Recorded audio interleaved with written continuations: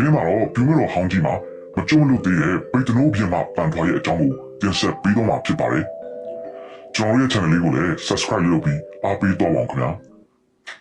ဒါဆိုစလိုက်အောင်ဗျပိတ်တနိုးမျိုးဟောင်းကြီးကို BC 400စုမှာစတင်တည်ထောင်ခဲ့တာဖြစ်ပြီးတဘာဝလွန်ဖြစ်တဲ့ဒီနေ့ထိတိုင်းကြံရှိနေသေးတဲ့ဒိန်သားတွေပရလောကသားတွေပြီး၆ချားဖွဲ့ကောင်းကြရည်နဲ့သူစိတ်ဝင်စားကြရည်ပြည့်နေတဲ့နေရာတစ်ခုဖြစ်ပါတယ်မြစ်ပေါင်းထောင်ကြီးတက်တန်းရှိတဲ့ပေပင်တွေရဲ့အမြင့်ကလူတရားစာသာရှိပြီးအတီးလည်းမတီးမကြီးထွားပဲပိတ်တနိုးမျိုးဟောင်းကြီးထဲမှာရှိနေကြပါတယ်ဒါကတော့အန်ထွားပြမရဲ့စုတောင်းကျိန်စာတစ်ခုပါနာလာမကြီးနာလာမဒီဆိုတဲ့အတိုင်းပိတ်တနိုးမျိုးဟောင်းတွေကပေပင်တွေကပန်ထွားပြမလူပြန်မဖြစ်မချင်းမကြီးထွားအတီးမတီးကြတာလို့ဆိုရှိပါတယ်ပန်ထွားပြမလက်ထက်တော်ကနေဒီနေ့ထိတိုင်းအင်ဂျင်ပင်တပင်မှာမရှိခဲ့ဘူးပြီမဲ့ပိတ်တနိုးမျိုးဟောင်းကြီးထဲမှာအင်ဂျင်ဥယျာဉ်လို့ခေါ်တဲ့ဥယျာဉ်တစ်ခုရှိပါတယ်ထူးဆန်းတာကနေ့စဉ်နေ့တိုင်းအင်ဂျင်ပန်းအကျွေတွေကအင်ဂျင်ဥယျာဉ်မြင်းနေရာတစ်ဝိုက်မှာတွေ့နေရတာပါဒီအင်ဂျင်ဥယျာဉ်ကိုပန်ထွားပြင်မကပိတ်တနိုးနတ်မင်းကြီးကိုကြီးစုပြီးလူဒန်းခဲ့တာဖြစ်ပါတယ်ဥယျာဉ်ထဲမှာအင်ဂျင်ပင်မရှိပေမဲ့ပိတ်တနိုးနတ်မင်းကြီးရဲ့အမိန့်နဲ့အင်ဂျင်ပွင့်တွေကဥယျာဉ်တော်ထဲအလိုလျောက်ရောက်နေတယ်လို့အင်ဂျင်ဥယျာဉ်လို့ခေါ်တာဖြစ်ပါတယ်အခုထိလည်းဘယ်ကမှမသိတဲ့အင်ဂျင်ပွင့်တွေကရောက်နေသေးပါအင်ဂျင်ပန်းတွေကဘယ်ကရောက်တယ်လဲဆိုတာကိုတော့ဘယ်မှာပန်ထွားရဲ့ဥယျာဉ်ကသာသိပါလိမ့်မယ်ဒါအပြင်ပိတ်တနိုးမျိုးဟောင်းထဲမှာအသားစားခွင့်ရှိတယ်လို့စီကန်းကလည်းအရန်တင်းကြပါတယ်ဝင်းနီနဲ့မညီရဲ့ရဟန်းတွေအိတ်ခါနဲ့ဝါစင်မှုတွေရဲ့ရဟန်းတော်တွေနေခွင့်မရှိပဲပန်ထွားပြင်မရဲ့ဝင်းနီကိုအထမ်းဆက်ကြောင်းဩဇာညောင်းတဲ့တောင်မူနန်းတွင်တောင်းဆရာတော်ရဲ့ကြောင်းတစ်ခုသာပိတ်တနိုးမျိုးဟောင်းထဲမှာရှိပါတယ်ဒါကလည်းအကြောင်းရှိပါတယ်ရှေးဟောင်းသူတေသနာဌာနကပိတ်တနိုးမျိုးဟောင်းကြီးကိုတော်တော်များများဒူးဖို့ထိမ့်သိမ်းထားပြီးဖြစ်ပါတယ်ဒူးဖို့ရမှာလည်းမကျွတ်မလို့တည်းရဲ့ပန်ထွားပြင်မရဲ့ဝင်းနီကိုမြင်ခဲ့ကြပါတယ်လို့ဆိုပါတယ်တွေ့ရှိခဲ့ဦးတဲ့လူတွေဆိုရပန်ထွားပြင်မကအသားအရည်ဖြူဆက်ဆက်ရှိပြီးအရက်က9ပေနီးပါးရှိတယ်လို့ဆိုကြပါတယ်ပိတ်တနိုးမျိုးဟောင်းထဲမှာလည်းအရက်9ပေခန့်ရှိတဲ့အမျိုးသမီးရဲ့အယိုးစုနေရာကိုဒူးဖို့တွေ့ရှိခဲ့ပြီးပန်ထွားပြင်မရဲ့အယိုးစုဖြစ်နိုင်တယ်လို့ယူဆကြပါတယ်အဲဒီယိုးဟာမျက်နှာထောင်တန်းရှိနေပြီဖြစ်ပါတယ်ဒါပေမဲ့ဒီနေ့ဒီချိန်ထိပိတ်တနိုးမျိုးဟောင်းထဲမှာပန်ထွားပြင်မရဲ့ဝိညာဉ်တက်က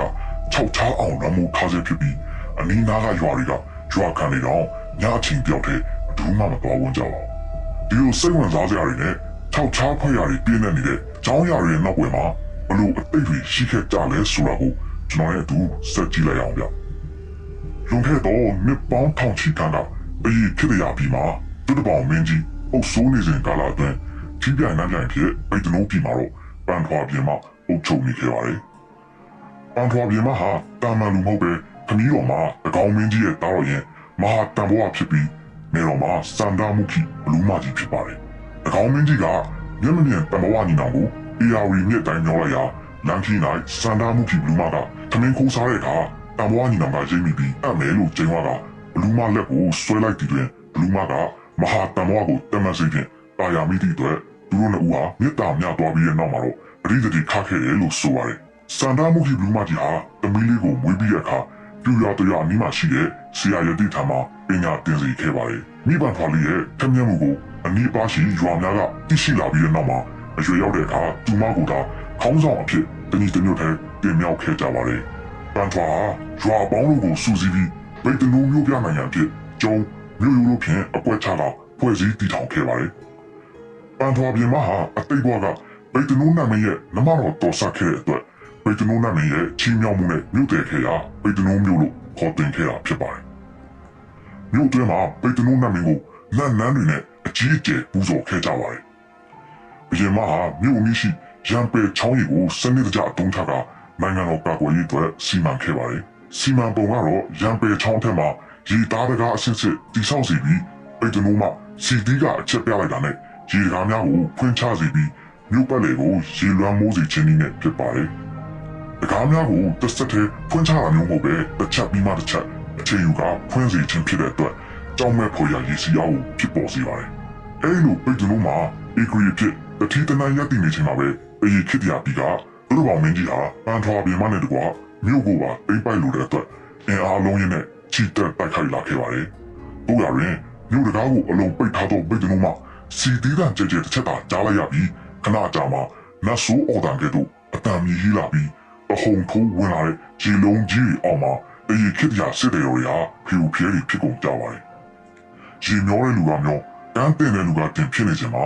ပိတ်တနိုးဖက်မှလေးတဲ့ရောများကပေါ်လာသည်များမဲမြာများနဲ့ပစ်ခဲ့ကြတဲ့အတွက်တရေခစ်တရာရဲမှန်များအထီးခိုက်ကြဆုံးများခဲ့ရပါတယ်။တို့တော်ပေါင်းမင်းကြီးကလည်းအံကိုတင်းကြိတ်ပြီးတက်ဆုပ်ခဲ့ရပါတယ်။ဒါပေမဲ့တို့တော်ပေါင်းမင်းကြီးဟာရံပယ်ချောင်းရီကားများဟာစီတံပေါ်မူတည်နေကြောင်းကြားသိရတဲ့အခါအဲ့ဒီစီကြီးကိုဖျက်ဆီးဖို့တရှူတယောက်ကိုစီလွတ်လိုက်ပါတော့တယ်ခင်ဗျာအဲ့ဒီတရှူဟာရတိအဖြစ်နဲ့ပိတ်တနိုးပြည်ထဲကိုဝင်ရောက်လာပြီးပန်ထရာအီဂီရဲ့ဆရာရတိထံမှာစီကပ်ပြီးယုံကြည်မှုရယူရန်ကြိုးစားခဲ့ပါတယ်။3 လခန့်ကြာတဲ့အခါမှာတော့တရှူရတိကြီးကသူ့တပည့်များကိုပိတ်တနိုးမြို့တွင်မှရွှေငွေကျွမ်းတော်များကိုခိုးယူစေပြီးဝတ်ထားစေခဲ့ပါတယ်။ပစ္စည်းပြောက်သူများကတရှူရတိကိုမေးမြန်းကြတဲ့အခါပစ္စည်းရှိရာနေရာကိုအသက်ဟောနိုင်ခဲ့တဲ့အတွက်တရှူရတိကိုယုံကြည်စီကပ်သူတွေတိုးပွားလာခဲ့ပါတယ်။ဆရာရတိရောပန်ထွားပြေမှာပါအဲ့ဒီတရှူကိုယုံကြည်လာကြပြီးတဲ့နောက်မှာတရှူရတိကပိတ်တနိုးကာကွယ်ရေးအတွက်ထားသောစီတော်ကြီးကိုယခုထက်ပိုမိုအကျိုးထူးလာအောင်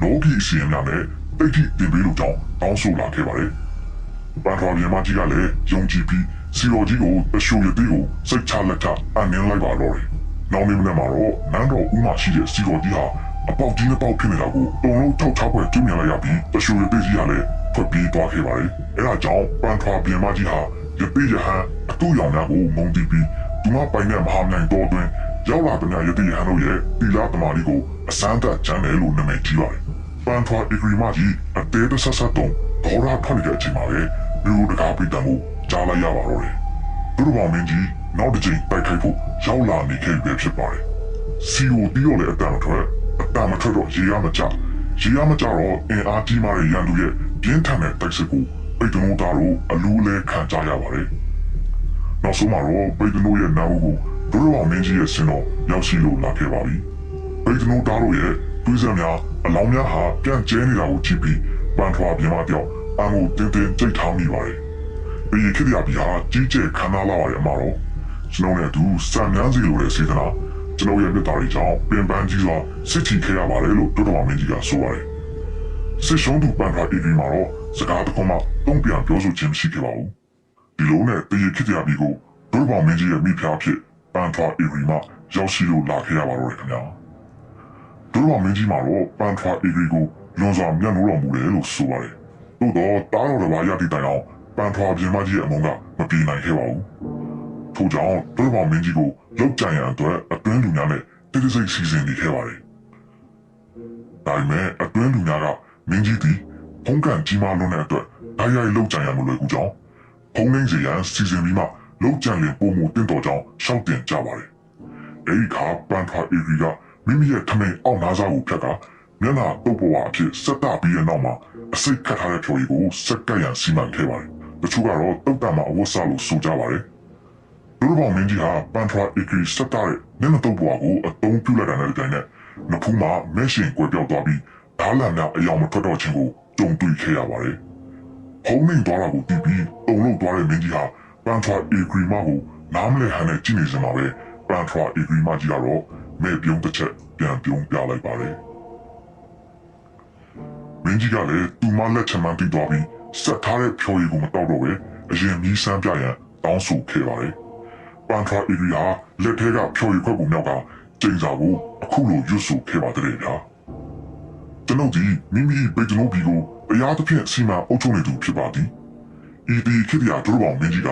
နိုင်တဲ့စီမင်းကျူးကျော်သိမ်းလိုက်ခဲ့ပါသည်။ယခုဘဝတွင်သူ့အားတိုက်ရန်ကြိုးပမ်းမှုကမအောင်မြင်တော့ပါ။ထို့ကြောင့်နောက်ဘဝများတွင်သာလက်စားချရန်ကြိုးပမ်းပါတော့မည်။ဒိုးပေါင်းမင်းကိုကျွန်ုပ်လက်ဖြင့်လက်စားမချရသေးမချင်းတရေခေတ်ရာပြည်နည်းရှိပေပင်ငယ်တို့သည်ယခုရွယ်မှာဆက်လက်ကြီးထွားခြင်းမရှိပဲရပ်တန့်နေပါစေလို့ဆိုခဲ့ပြီးလက်ထဲကဖြိုရည်ခွက်ကိုမောတော့ကတန်တော်ကုန်ရှာခဲ့ပါတယ်။နောက်မူဝဲတစ်မျိုးမှာတော့ဒိုးပေါင်းမင်းကြီးဟာဖုံးကနေပါသွားပြီမဲ့လေပန်ထွားမိဖုရားကိုအပြစ်မယူခဲ့တာကိုမင်းကြီးရဲ့မောင်းမမိဖုရားများကမကြေမနက်ဖြစ်ကအစိတ်ခတ်ထားတဲ့ဝက်မြေစာဦးကိုပန်ထွားပြင်းမအားဆက်တကြရမှာအစိမ့်မီကနိုင်ရွာဆန်ခဲ့တယ်လို့ဆိုပါတယ်။ဒိုးပေါင်းမင်းကြီးကလည်းဖုံးကနေပါရတဲ့အပြင်ချစ်လာစွာတော့မိဖုရားရဲ့အမုန်းကျင်စာကိုပါကြားခဲ့ရတဲ့အတွက်များစွာကြည်ကွဲတော်မူခဲ့ပါတယ်။ဒီနေ့ဒီချိန်ကြီးပန်ထွားအီဂီယာဒိုးပေါင်းမင်းကြီးကိုလက်စားချီခွင့်ရသေးဖို့မပေါ်ပါဘူး။အားကြောင့်လဲဆိုတော့တရေခေတ္တရာမြို့နီးက ပေပင်ငယ်တို့ဟာဒီနေ့ထိတိုင်အောင်အပင်ငယ်များဖြစ်ဆက်လက်ကြီးထွားခြင်းမရှိပဲအော်ဖွဲ့မြင်တွေ့နေရစေဖြစ်ပါတယ်။ကိုးကွယ်ယုံကြည်မှုအနေနဲ့ကတော့ပန်ထွာပြင်မကိုနတ်နန်းဆောက်ကိုးကွယ်တဲ့ကလေးဟာဒီနေ့ထိရှိနေပါသေးတယ်။နတ်ဆက်ရမှာလည်းအသားငါလုံးဝမဆက်ရပဲတက်တက်လို့တိဥတစ်ဖို့တွေကဆက်တာရပါတယ်။အော်စရာစိတ်ဝင်စားစရာတွေနဲ့ပေတနိုမျိုးဟောင်းကြီးဟာတွားရောက်လေပတ်သူနေပါပြီးနှစ်ထောင်ချီ၆တွေ့နေခဲ့ရပါတယ်။ဒါပေမဲ့ပေတနိုမျိုးကိုတွားရောက်ပြီးပန်ထွာပြင်မကြီးမပြင်းရလေအောင်မကြာခဏဆိုသူတို့အနည်းဆုံးတစ်နှစ်နှစ်ခေါက်တွားရောက်ကာရပြုနေကြတဲ့လူတချို့တော့ရှိနေပါသေးတယ်။ဒါလည်းထူးဆန်းတယ်ဗျ။အဲ့ဒီလူတွေကပန်ထွာပြင်မကိုတစ္ဆာရှိပါမယ်လို့တစ္ဆာဆိုပြီးပေတနိုမျိုးရဲ့နောက်ဆုံးအချိန်ထိတရေခစ်ပြတာကိုခုခံရင်အတေခံတိုက်ပွဲဝင်သွားခဲ့ရတဲ့စစ်သူကြီးလေးဦးနဲ့သူတို့ရဲ့အနွယ်တော်တွေထဲကလူဘဝကိုပြန်လည်ရရှိသူတွေဖြစ်တယ်လို့ဆိုပါတယ်။မိတ်ဆွေတို့အနေနဲ့ပန်ထွာပြင်မကြီးရဲ့အော်ဖွဲ့စိတ်ဝင်စားစရာအကြောင်းအရာတွေနဲ့ပတ်သက်ပြီးဘယ်လိုထင်မြင်မိပါလဲဗျ။ဗီဒီယိုလေးကိုအဆုံးထိကြည့်ရှုပေးတဲ့အတွက်ကျေးဇူးအထူးတင်ရှိပါတယ်။ဗီဒီယိုတက်တဲ့တင်တိုင်းသိရအောင် channel လေးကို subscribe လုပ်ပြီးဘေးကခေါင်းပုံလေးကိုနှိပ်ပြီးတော့ပါခင်ဗျာ။အားလုံးပဲကိုယ်စိတ်နှပြကျန်းမာချမ်းသာကြပါစေခင်ဗျာ။